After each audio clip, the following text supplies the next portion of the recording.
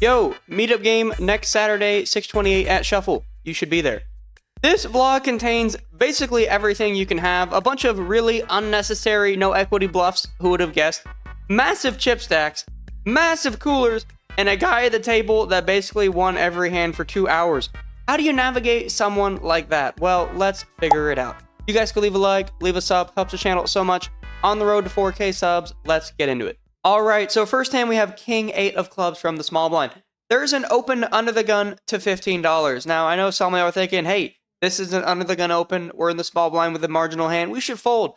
But no, I'm not going to fold. I put in the call. This is a guy that, let's just say, is not very tight. He plays a ton of hands, and he plays them very aggressively. So with the right kind of flop, I think we could stack him, and he'll bluff it all off to us. And we get an interesting flop of Queen Deuce 8 with one club. Well, we flopped middle pair. The problem is, when I check, he overbets for $40.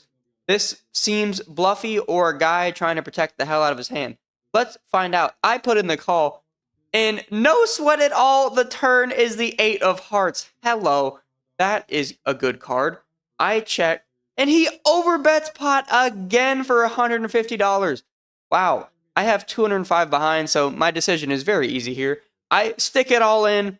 He calls, and I promptly inform him that I have King 8. And he says, uh-oh, and shows King Queen, which means we literally have to dodge 2 outs, and we're going to get close to a double. And the river, I see it, it's paint, but it's a jack. We get close to the full double up, our very first hand. You'll love to see it. All right, who's ready for a good no equity bluff for absolutely no reason, the CH Poker Special? I'm in the big blind, there's an open to 15, a ton of calls, and I'm a sucker for a good price when a multi-way pot. I put in the call. Not ideal. The flop is 9-3 deuce. That does not help us at all. But interestingly, it checks to my friend Zen in the cutoff, and he bets out for $30. Now, he is someone who's been trying to change his image. He's kind of labeled himself as a nit a little bit, but he's trying to bluff a little more. Now, what I know about Zen is the literal best hand he could have here is a set, obviously. But realistically, the best hand he can show me here is Ace-9. When that's the case, although he knows I bluff a lot, I think if I raise here big, he's going to get really uncomfortable. So I actually check raise multi-way with absolute air to $100.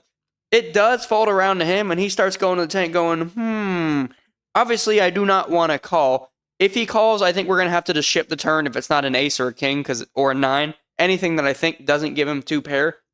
Eventually, he flashes me 4-7 of hearts. So yes, that's right. Although he's probably an equity favorite, that was a value check raise against at least singular person right there. Wow. We get it through. I show it. It's good for the image. And maybe, just maybe, foreshadowing, it's going to pay off later. I think there's something in poker that you should fear. It's when maniacs start making really big hands and dishing out coolers. I think it's something you have to accept in poker, but it's something that is really, really difficult to get away from. Enter the guy on my left. A guy that I was glad he sat at the table. Nice guy, gives a ton of action, kind of like yours truly. But this night, let's just say, may have been his night. I don't know if I've ever seen a live sun run in front of me like I witnessed here. And let's see what happens in a bomb pot. I've got 10-5 of clubs here. Kind of an iffy hand, but I flop top pair on one board and bottom pair on the other. I think it is hard to get scooped at current moment in time, so I bet out for $15 trying to thin the field. And we get 2 callers, the guy on my left and the guy on my right. The turns are the 4 of diamonds and the 8 of hearts. It checks to me, and it's getting a little thin here. I check behind, and it checks all the way through. The rivers are the 3 of clubs and the 7 of spades, so we fill up and still have a pair on the bottom board. The guy on my right checks, and now I think it is worth a bet. I bet for $60. The guy on my left now jams for 105, and then the guy on my right goes into the tank. I don't love the jam, but obviously I'm going to call. But when the guy on my right calls, it does get a little sketchy. It's 45 now to chop a lot of money, and I don't love it. I think someone probably also has a 5, so we're at least chopping on that board at best. I put in the call. The guy on my right shows 5-6, and the guy on my left shows pocket 7s. So we literally had to dodge 2 outs on the bottom board. Couldn't do it, and he just scoops. Both of us, just like that. All right, next up, we have one of the biggest hands of the night, probably the biggest, and I actually have a first on the vlog. I see the video in my phone, and it's playing, but I literally can't send it to myself on Drive. I can't upload it to YouTube. I can't do anything. The file is completely corrupt. So this will be a different ace-king hand in the background. Sorry, but this hand is too big for us not to cover. I've got ace king in the button straddle, then opens to 11 and there's 3 callers. I 3-bet it on up to $60. The guy directly on my left who flat called the $5 straddle now flat calls my $60 bet. Okay, not alarming because as I said, guys, this guy is really bonkers. Like, he goes crazy. So, totally fine with this. And it's even better when we're heads up and the flop comes ace-5-jack rainbow. He checks to me, no reason to slow down here. I continue for $65, and he calls. The turn is the 5 of hearts, and he checks to me. Now, I don't love it because I'm telling you, if there's anyone that could have a 5, it's him.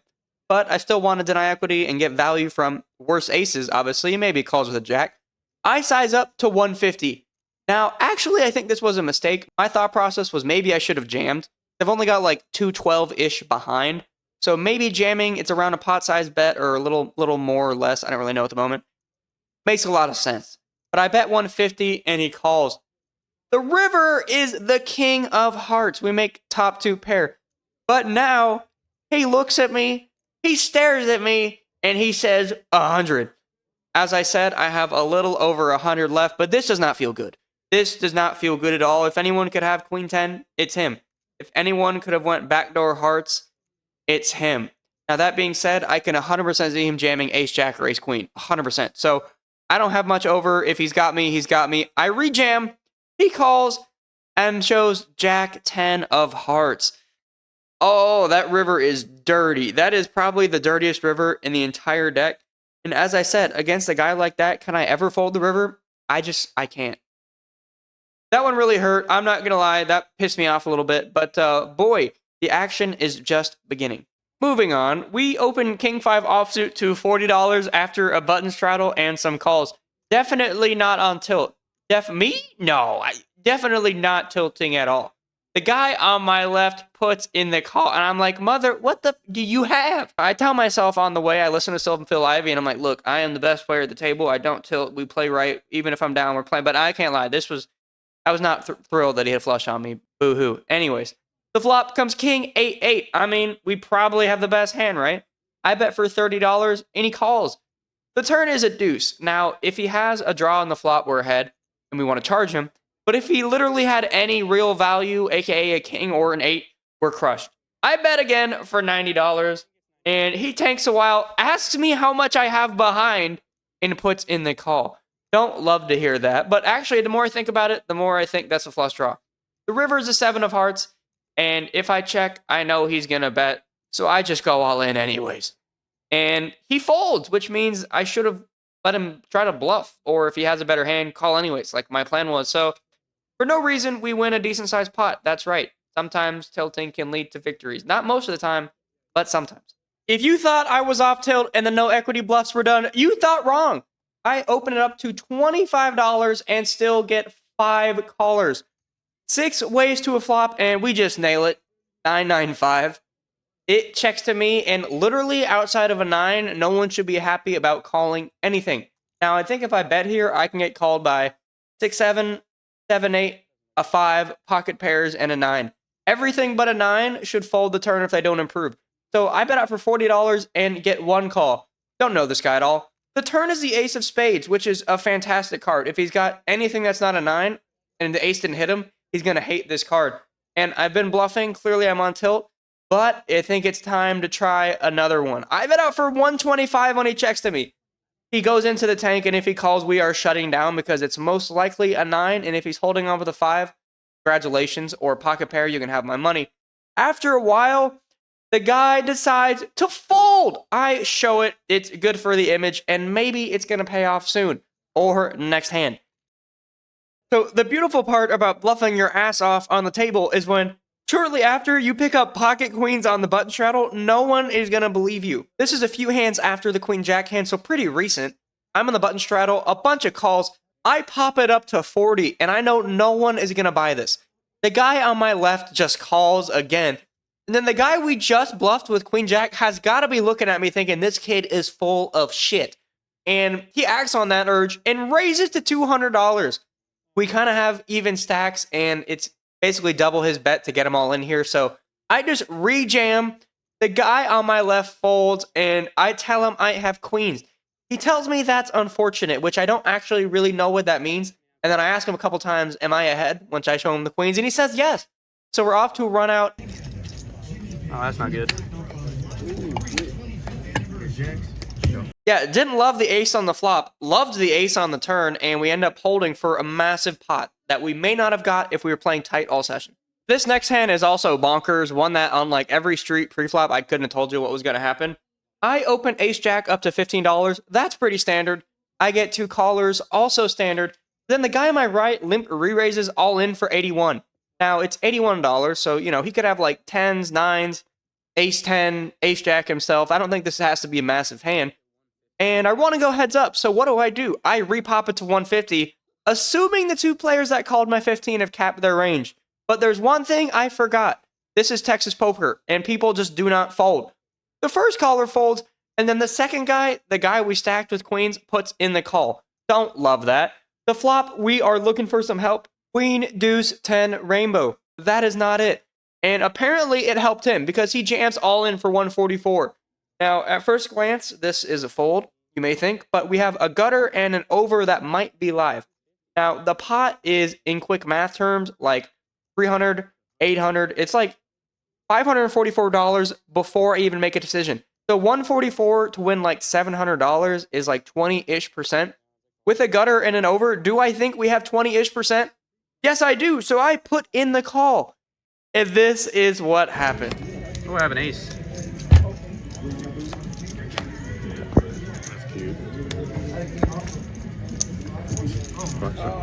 Yeah, the guy on my right did have a real hand when he limp re-raised. He had pocket kings. And then the other guy clearly was ahead on the flop because he was not happy that he lost. But after that hand, we have well north of $1,000 stack. Let's go.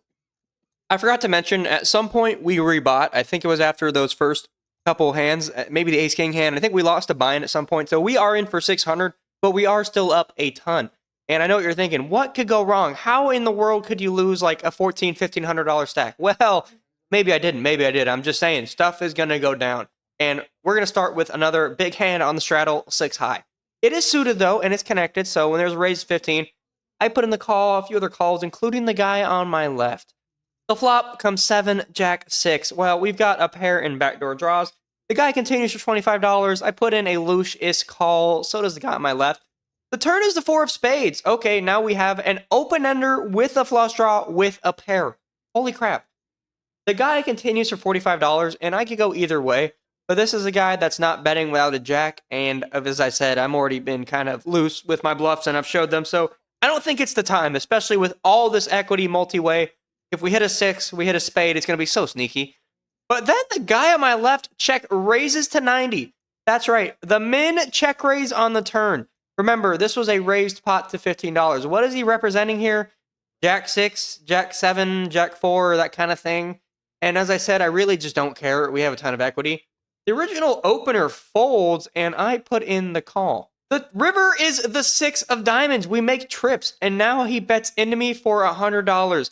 This is the inflection point right here in the hand. I think everything has made a lot of sense until this point. Do I raise?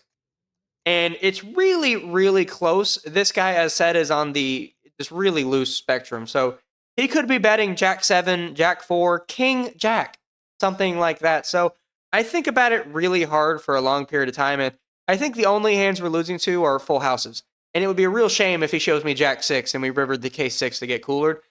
So it's really, really thin, but I end up raising to 235. He looks at me again, and sticks in the call. I show him the trip 6s, and he has a hand I did not name yet. I'll give you guys a second. How about the good old 3-5 offsuit? The turned straight as I turned a bunch of equity. And river, the worst card in the deck. I think a 5 is kind of weird for me too, but I'm never raising. The 6 hurts, and we lose a lot of money. So one thing I pride myself in is I go for thin value a lot, and I deemed that was a spot where it was appropriate.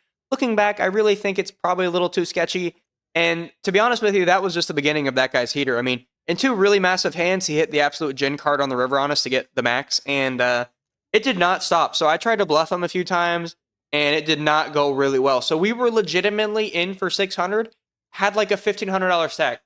Fast forward an hour later, we leave with $610. That's right, a $10 win. I was very tempted to stay because it was a great table, but I was tilted off my mind. And I was like, hey, let's book a win that I can feel good about. Fast forward a few weeks, I still don't feel good about it. But anyways, that concludes the vlog. Thank you guys for watching. As I said, road to 4K subs. Shuffle meetup game 6/28 at 6 p.m. Be there. It would be really cool if you did. Anyways, I'm out and I'll see y'all later.